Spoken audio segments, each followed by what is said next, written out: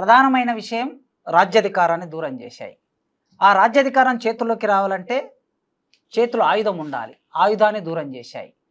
రాజ్యాధికారం ఆయుధం సరిగ్గా నడవాలంటే విద్య ఉండాలి, విద్యను దూరం చేశాయి.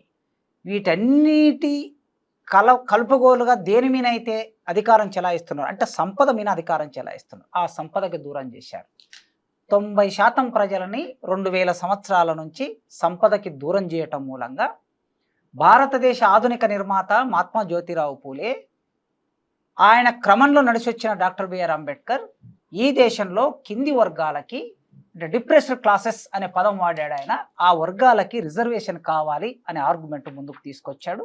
అది రాజ్యాంగబద్ధంగా ఉండాలన్నాడు. ఆ రాజ్యాంగబద్ధంగా ఉండడానికి సంబంధించిన కొన్ని ప్రాతిపాదికలు రూపొందించాడు ఆయన. రిజర్వేషన్ కావాలంటే ఏదో జస్ట్ కామెంట్గా మాత్రమే కాకుండా తన జీవిత నేపథ్యాన్ని అన్వయించి ఈ దేశ రాజ్యాంగాన్ని రాశాడు. ప్రధానంగా ఆయన రిజర్వేషన్ ఎందుకు అనే ప్రశ్న వచ్చినప్పుడల్లా, రిజర్వేషన్ అనే అంశం ముందుకు వచ్చినప్పుడల్లా చాలామంది మాట్లాడుతున్నది ఏమిటంటే మా పిల్లలకి సీట్లు రావట్లేదు, 90 మార్కులు వచ్చినా 98 మార్కులు వచ్చినా 100 మార్కులు వచ్చినా సీట్లు రావటం లేదని కొందరు పై కులాల వాళ్ళు మాట్లాడుతూ ఉంటారు. కానీ భారతదేశంలో సంపదకు సంబంధించిన సమాన పంపిణీ గురించి మాత్రం ఎవరు మాట్లాడారు. అందుకే అంబేద్కర్ ఆనాడు ఏమన్నాడంటే 2000 సంవత్సరాల నుంచి మాలమాదిగల్ని, కుమ్మరి కమ్మరి యాదవ లాంటి ఈ కులాలన్నిటినీ మీరు చదువుకు దూరం చేశారు, మీరు సంపదకు దూరం చేశారు. కనుక మాకు చదువు కావాలంటే మీ 2000 సంవత్సరాల కాలం నుంచి మీకు పోటీ పడలేదు కనుక ఇప్పుడు మీతో పోటీ పడాలంటే ఈ దేశంలో కొన్ని వర్గాలకి కొన్ని మినహాయింపులు కావాలి, అవి రాజ్యాంగబద్ధంగా ఉండాలని వాదించాడు. అందులో 2 విధాలుగా చెప్పాడు ఆయన. మొదటిది, ఈ దేశంలో అన్టచబిలిటీ అనే ఒక ప్రధానమైన అంశం ఉన్నది. ఈ అంటరానితనం అనేది మనిషిని ఇతర మనుషులతో సమానంగా చూడలేదు. కనుక మనుషుల్నే ముట్టుకోనటువంటి సమాజంలో, మనిషిని గుడిలోకి రానివ్వని సమాజంలో, బడిలోకి రానివ్వని సమాజంలో అలాంటి అంటరాని వాళ్ళకి ప్రత్యేక రిజర్వేషన్ ఉండాలి చదువులో, ఉద్యోగాల్లో, రాజకీయాల్లో కోరాడు ఆయన.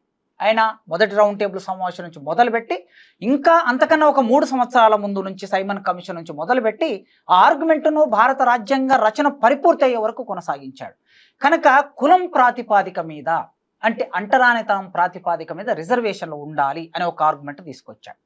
రెండో ఆర్గ్యుమెంట్ ఏమిటంటే ఈ అంటరానితనం అనే ఒక అంశాన్ని ముందుకు తీసుకొచ్చినప్పుడు కొన్ని వర్గాలకే ప్రయోజనం చేకూరుతుంది, మరి మిగతా వర్గాలకు ఎలా అనే ప్రశ్న వచ్చినప్పుడు సామాజికంగా వెనుకబడిన వర్గాలు కూడా ఈ దేశంలో ఉన్నాయి కనుక ఆ వర్గాలకి ఎప్పుడైనా ప్రభుత్వాలు రిజర్వేషన్ కల్పించాలనుకుంటే, కొన్ని ప్రత్యేక ప్రయోజనాలు ఇవ్వాలనుకుంటే తప్పనిసరిగా రాజ్యాంగ ప్రొవిజన్ ఉండాలనే ఉద్దేశంతోనే 341 ఆర్టికల్ రాసి దాని ప్రకారం ప్రత్యేకంగా ఒక కమిషన్ వేసి ఆ కమిషన్ ద్వారా అధ్యయనం చేసి అధ్యయనం నుంచి వచ్చినటువంటి రిపోర్టు ఆధారంగా కేంద్ర రాష్ట్ర ప్రభుత్వాలు అక్కడి నిర్దిష్ట పరిస్థితులకు అనుగుణంగా ఆ వర్గాలకు రిజర్వేషన్ కల్పించవచ్చు అనే ఒక అవగాహనని డాక్టర్ బిఆర్ అంబేద్కర్ రాజ్యాంగంలో కల్పించాడు. కనుక ఈ ప్రాతిపాదికను మనం ఇట్లా చూసుకుంటూ వస్తే ఈ దేశ నిర్మాణంలో అట్టడుగు వర్గాల నుంచి రిజర్వేషన్ కావాలనే ఆర్గ్యుమెంట్ రావడానికి మనం ఈ పునాదిని చూస్తాం. ఈ పునాది ఇవ్వటానికి ఈ దేశంలో మహాత్మా జ్యోతిరావు పూలే చేసిన పోరాటమే అందరికీ ఒక ప్రాతిపాదికగా ఉంటుంది. ఆ తర్వాతనే ఇంకెవరైనా కూడా మహాత్మా జ్యోతిరావు పూలే ఏం ఆలోచించాడు, ఒక బహుజన కులంలో పుట్టినటువంటి మహాత్మా జ్యోతిరావు పూలే భారతదేశం ఎందుకు వెనకబడి ఉంది అనే ఆలోచన చేసినప్పుడు ఆయన గులాంగిరి అనే పుస్తకం రాశాడు. ఆ గులాంగిరి అనే పుస్తకం రాసినప్పుడు నాకు తెలిసి ఈ దేశంలో సంఘ సంస్కరణ మొదలైంది. ఈ సంఘ సంస్కరణ మొదలైనప్పుడు రాజా రామ్మోహన్ రాయ్ వచ్చాడు, ఈశ్వరచంద్ర విద్యాసాగర్ వచ్చాడు, వివేకానందుడు వచ్చాడు.